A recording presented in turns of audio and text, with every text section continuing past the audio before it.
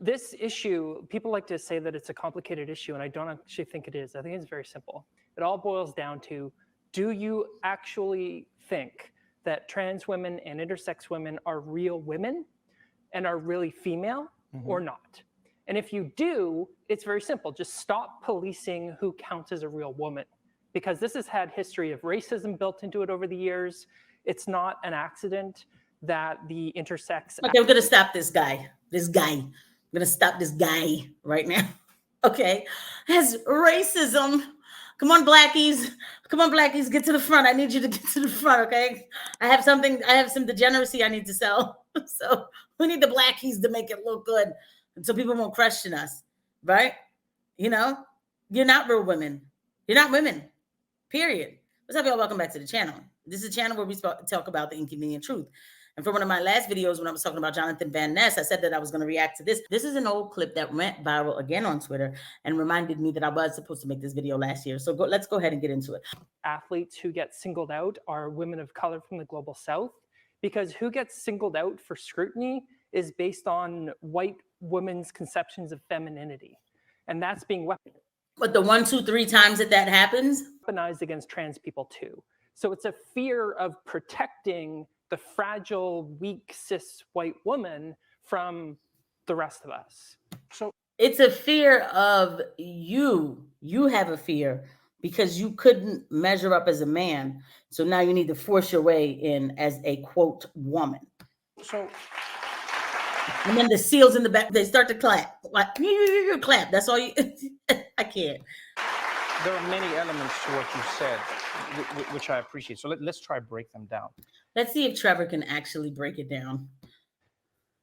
One thing that confuses me personally is it seems like we have discussions about who should participate in which category and how. You know, on the face of it, it seems simple, as you say. You know, if somebody identifies as a woman, if they're transgender, they can compete against women who were born biologically, and then if not, then not. But it's never on the face of it been simple on that side of it. It's always been, are you a boy or a girl? I don't care what you look like outside. Are you a boy or a girl? Okay, you compete with boys. If you're a boy, you compete with girls if you're a girl. But then there are many who would argue who are not transphobes. There are many who born biologically women who will say, but you have an unnatural advantage over me, and that makes the sport unfair. How do you respond to that? Yeah, there's lots of ways you can respond to that. So the first is the very language of, you were born and I'm not biological somehow, like I don't think I'm a cyborg.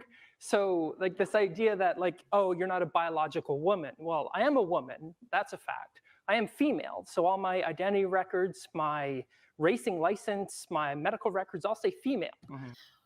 So this is the insanity that's running the world today. You heard the anger. This person, this man gets angry. He gets mad at the thought. He's like, oh yeah, there's a lot of answers to that. I'm like, all right, bet. Let me hear the answers. Yeah, well, this idea that you weren't born. What am I, a cyborg? Yeah, if that's what you want to call it. I'd say mutant. You want to go there? Let's go there. You're not a female. You're not. Right? And I'm pretty sure I made a biological stuff. So I'm a biological female as well. You're a biological male. Yes, you are made of biological human tissue. You are human. You're a man. So this question of, do trans women have an advantage over cis women? We don't know. In fact, there's basically no published research on this question. I heard that there is published research on this question. Not that we need published research on this question. There's good reason to think that there isn't, but I think it's irrelevant because we allow all kinds of competitive advantages within women's sport. So one example I love to talk about is the 2016 Rio Olympic women's high jump final.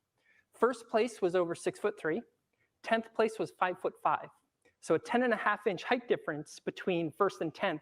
How did I know he was going to talk about heights? I knew he was going to talk about heights of people. Bro, there are men competing against women in MMA fighting, okay? They're beating up women and getting trophies. So we're going to move past this stupid high jump explanation. So this idea that trans women are suddenly going to take over women's sport is an irrational fear of trans women, which is the dictionary definition of transphobia. How about I am not afraid of kooks who dress up however they want to? How about that? Nobody's afraid of you, okay? Nobody's afraid, but there's nothing irrational about speaking to the obvious truth that's getting ready to happen, you know? So I'm supposed to not notice this pattern, huh? So it's interesting that you say that, because There go the seals again. it's interesting that you say that because I think if I were to push back, or even not even playing devil's advocates, there are a few things that could be argued. Number one, you could argue that although the trans woman who competed in the Olympics didn't dominate, she did beat a field of women who might have qualified for that position, right? Secondly, when you talk about the height differences, I agree with this completely, but there are many who would argue that we exist in a state where a lot of the surgeries are new, a lot of the technology, just the technology is new. Transgenderism is not new. We know it throughout time. We've seen it throughout history. I'm down, Trevor. You don't have to be so apologetic. But there are many who would say, how do we ensure that we are creating some sort of standard? And the reason we talk to this is, we talk about this is, it's the reason they have to regulate performance-enhancing drugs. For instance, what is fair? What can you drink? What can you not drink? What can you consume? What can you not? I want you to know the whole time this man is listening to this, he is fuming inside. Like, you think that I'm just taking, you're comparing my gender affirming care to performance enhancing drugs? I am not a cyborg. And trust me, that's what's going on inside. Consume. Some would say, if you are born that way, that's how sport has determined who goes where. And then some would say, no, regardless of who you are, you should be able to compete. My question then comes in from honestly, a different place. I look at somebody like Oscar Pistorius from South Africa, right? He was the double amputee. Yep. And Oscar Pistorius actually went, well, I want to compete in the able-bodied race, right? And people were like, well, do you have an advantage? Do you not, et cetera, because of the prosthetics. But then could there not be an argument, if there is no advantage in that then trans women should be able to compete, but in the men's races then, because they'd still be able to compete in the sport? But they're women and they're female. Yeah. So, like I said, this boils down to, are trans women really women? Are they really female? Because if you think yes, then we belong competing with other women. But we know you're not. So you're not women. So stay out of our sports. Okay? I'll see you guys at the next video. Bye.